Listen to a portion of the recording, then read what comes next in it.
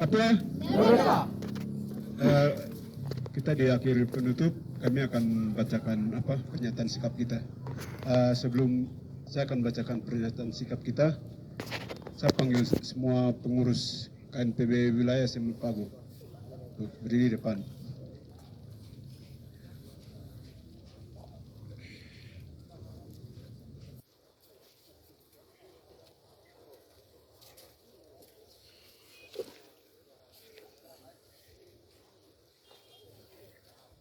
Angkat tangan kiri. Papua. Merdeka. Papua. Merdeka. Salam revolusi. Kita harus mengakhiri. Salam revolusi. Kita harus mengakhiri. Baik, saya langsung saja bacakan pernyataan sikap kita.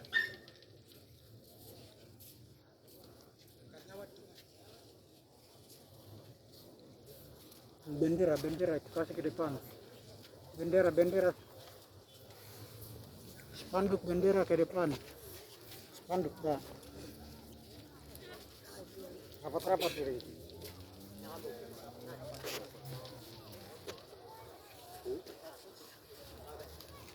Pernyataan sikap. Sabar.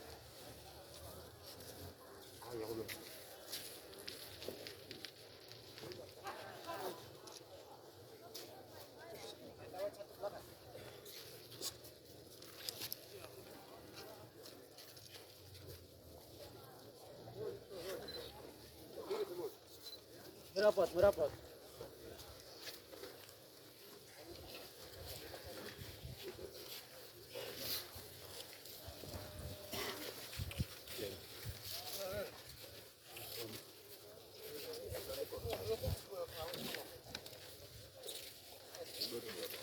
Depan di sana. Bawa spanduk itu ke depan. 1,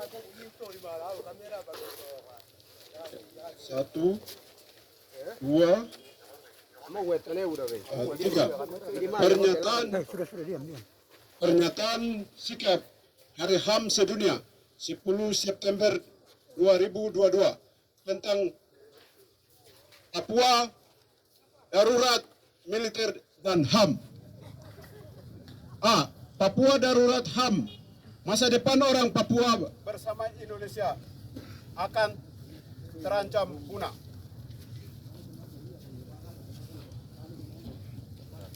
Kekuatan Indonesia sebagai pemerintah sementara sekaligus menjadi kolonial memegang kendali administrasi West Papua selama 61 tahun tidak menjamin kehidupan orang dan terancam punah di tanah air sendiri. Keberadaan pemerintah Indonesia di Papua berdasarkan hukum internasional tidak mengikuti ilegal. Status West Papua masih belum memiliki pemerintahan resmi. Status pemerintahan sementara 61 berkuasa di West Papua berdasarkan mandat perjanjian New York Agreement 1962 di mana PBB amanatkan pemerintah West Papua New Guinea erat West Papua pada United Nation Temporary Executive Authority UNTEA. Pada 1 November 1962 administrasi pemerintahan West Papua dari Belanda diserahkan administrasi kepada pemerintahan sementara PBB UNTEA. UNTEA menjalankan tugas sebagai pemerintahan hanya 7 bulan mulai terhitung 2 November 1962 sampai 1 Mei 1963. Selanjutnya, atas dasar Indonesia dan Amerika Serikat, UNTEA serahkan administrasi pemerintahan West Papua kepada Indonesia berdasarkan perjanjian Roma Agreement di Italia 30 September 1962. Status pemerintahan West Papua diserahkan dari UNTEA ke Indonesia statusnya sementara, bukan pemerintahan resmi.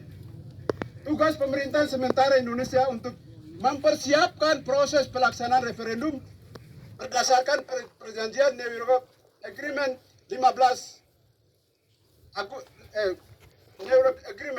15 Agustus 1962. Namun pelaksanaan PPRS 1962 di Papua direkayasa dan dimenangkan militer Indonesia dan melaporkan kepada PBB hasil manipulasi rekayasa militer bahwa orang asli Papua memilih bergabung dengan Indonesia. Padahal pelaksanaan referendum di West Papua tidak berjalan sesuai dengan perjanjian New York Agreement pada pasal 18 tentang satu orang satu suara. Hanya 125 orang memilih bergabung Indonesia dalam tekanan militer. Merupakan kejahatan dilakukan oleh Indonesia hasil PPRA 1969. Diperdebatkan di PBB 42 negara pemimpin Afrika dan Karibian menolak hasil PPRA. Tidak demokratis mengusulkan referendum ulang di West Papua. Sehingga 14 negara mendukung Indonesia dan setuju hasil PPRA. Yang dilaporkan sebagai 30-an negara hanya abstain, tidak memberikan suara. Perdebatan alot terjadi di PBB. Tidak ada satu resolusi yang diadopsi bahwa West Papua bagian dari Indonesia. Akibat ada kesepakatan Belanda dan Indonesia sepakat membangun Papua selama 25 tahun. Sehingga ada dasar kesepakatan itu PBB menulis nomor perkara dalam agenda PBB nomor 2524. Jadi ada 2524 itu masih ada di PBB. Dan catatan Indonesia dan Belanda membangun Papua selama 25 tahun. Tahun administrasi West Papua dikembalikan ke PBB untuk referendum ulang berdasarkan usulan 42 negara menolak hasil PPRA yang tidak demokratis. Melihat dari proses tersebut, maka keberadaan Indonesia saat ini di Papua ilegal. B. Rakyat Papua dalam cengkeraman kolonialisme dan kapitalisme imperialisme. Kondisi objektif rakyat Papua hari ini mengantar kita pada sebuah kesadaran penuh bahwa hidup kita sebagai manusia Papua penuh dengan penderitaan dan tersingkir dalam perjuangan penindasan berlapis yang membuat kita seperti sedang menunggu kapan kematian itu datang dan menjemput kita. Penindasan rakyat Papua hari ini tidak terlepas dari kehadiran kolonialisme, kapitalisme, imperialisme memasung tubuh dan pikiran kita dalam rantai penjajahan dan penghisapan. Pelanggaran HAM di Papua kita telah melalui 1 Desember 2022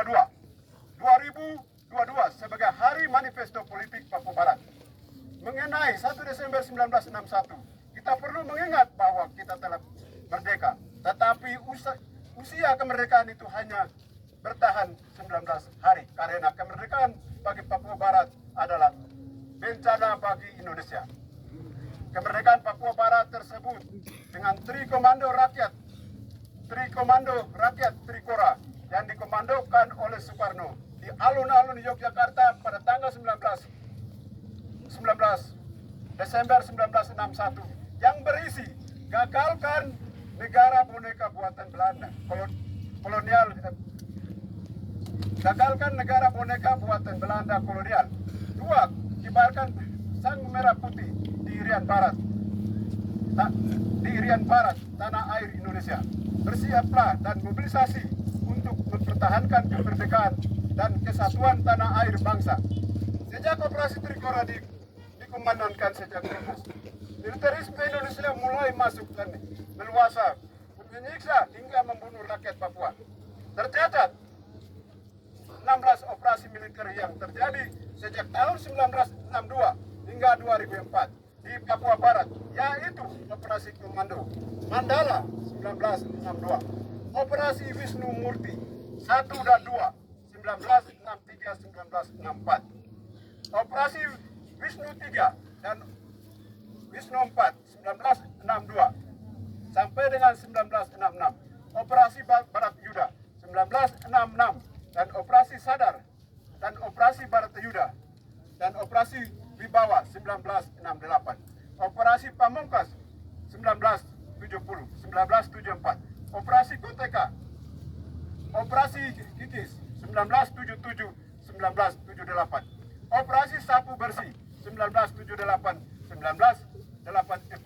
Operasi Sate 1984. Operasi Galak 1 1985 sampai dengan 1987. Operasi Galak 3 1986 sampai dengan 1987. Operasi Kasuari 1 dan Operasi Kasuari 2 tahun 1987 sampai dengan 1989. Operasi Raja Wali 1 dan Operasi Raja Wali 2 1989 dan 1981. Operasi Pengamanan Daerah Rawan 1998 1999. Operasi Pengendalian Penyebaran 1999 sampai dengan 2002. Dan operasi penyisiran di Wamena tahun 2002 sampai dengan 2004. Sebelum Pepera dilaksanakan, diperkirakan 150 orang tewas di wilayah Solo karena dilempari granat dan bom. Selain itu militer juga masuk dan membakar kampung di Ayamaru dan Timinabuang, Inawatan. Pepera sendiri gagal, cacat hukum karena ketentuan adalah 1 orang 1 suara, tetapi dari 8.000 orang rakyat Papua yang tahun 1969 sampai dengan hanya 1.025 orang yang disertakan untuk memilih bergabung bersama Indonesia. Di tahun 1974 sampai dengan 1975 terjadi pembunuhan massal di Biak, hanya 207 orang tewas. Yang berhasil didata hanya 197. Terjadi di tahun 1977 terjadi di Lembah Balim. Hampir 3.000 jiwa harus menjadi korban, di mana rakyat di Wamena dibom, ditembak, diperkosa oleh militer Indonesia. Di tahun yang sama, militer membom di daerah selatan di Jayapura, menyebabkan 1.605 orang tewas. Tahun 1980 dan 1984, militer melakukan penyisiran, penembakan, dan pembunuhan yang menyebabkan 10.000 orang melarikan diri ke Papua Nugini. Namun hanya 7.500 orang yang berhasil tiba di selamat. Sementara 1.900 berdiam diri di hutan di Papua. Dan di tahun yang sama Arnolaf dibunuh.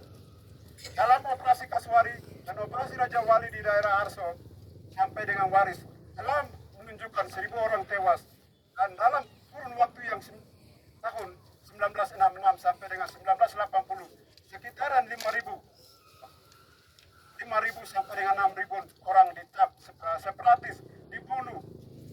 Dan pada era reformasi 43 orang Papua di Biak dibunuh dan 150 orang disiksa dan ditangkap.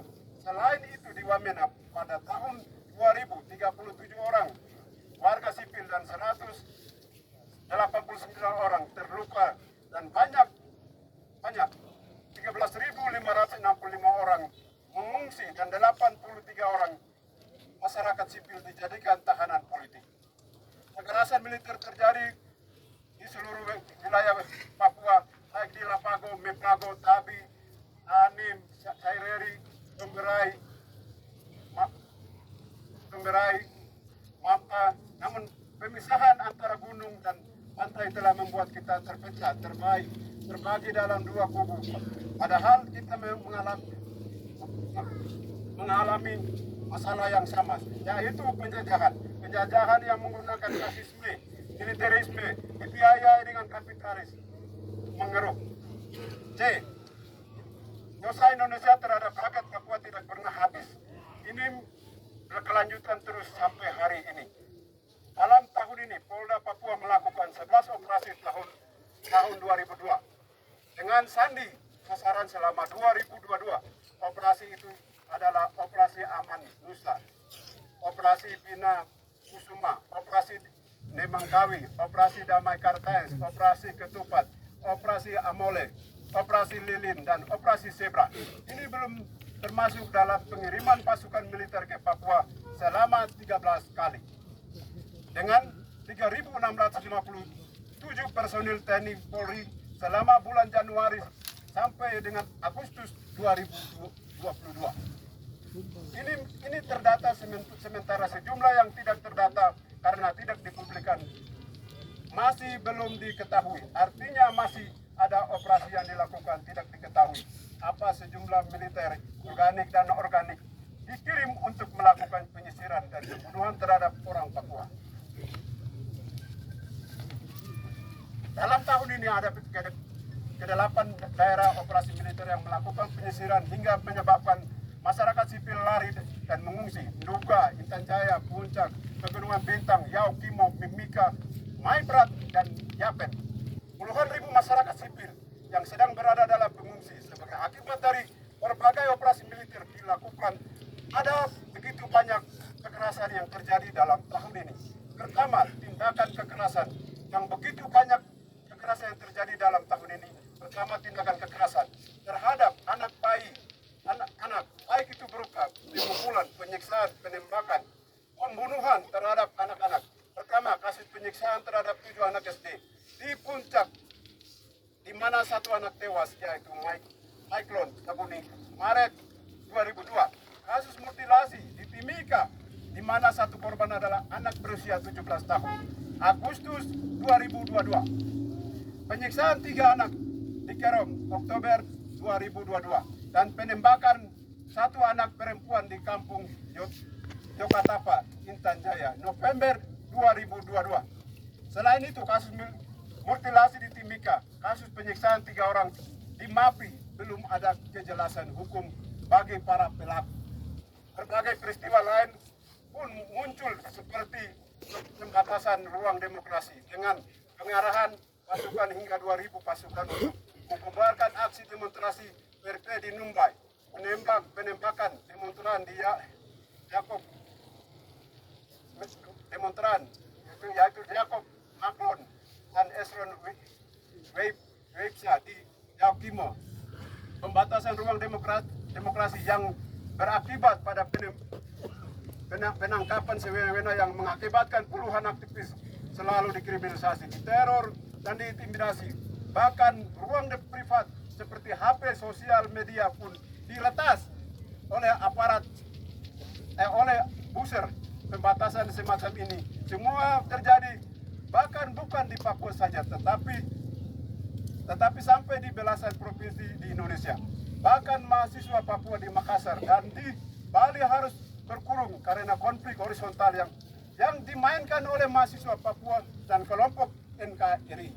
Semua kekerasan negara harus ditambah dengan kematian misterius pejuang kemerdekaan bangsa Papua. Bapak Philip Karma yang meninggal pada tanggal 1 November 2022 ditemui jasadnya di pantai Basecamp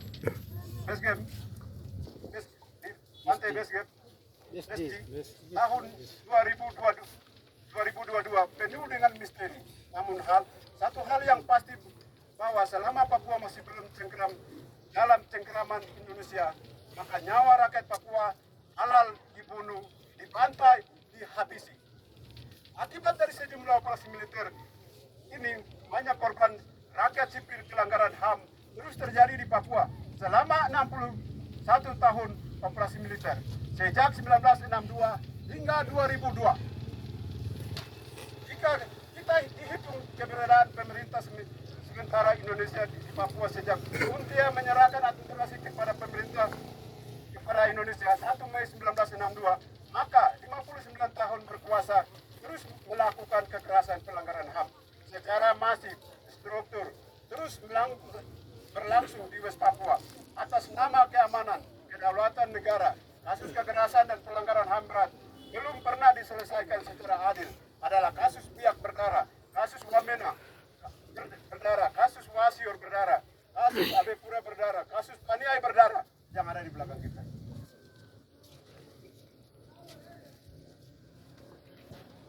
Kasus Paniai berdarah sekalipun mendorong di pengadilan HAM di Makassar, namun pelaku divonis bebas sehingga penyelesaian kasus Paniai di Makassar untuk penyucian nama baik pemerintah Indonesia dan nama baik Indonesia di muka internasional. Kemudian kekerasan negara dan pelanggaran HAM meningkat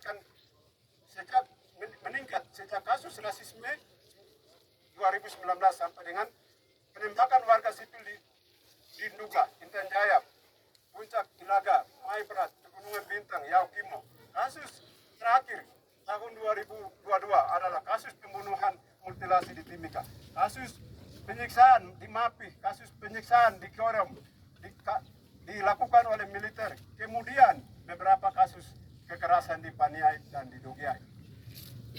Selain itu, pembunuhan warga sipil dalam aksi demonstran tahun 2021 hingga dan tahun 2022 di Yaukimo yang dilakukan kepolisian tidak pernah dilakukan penyelidikan secara independen dan perlakuan keadilan untuk memberikan rasa keadilan kepada bangsa Papua dan lebih khusus kepada keluarga korban.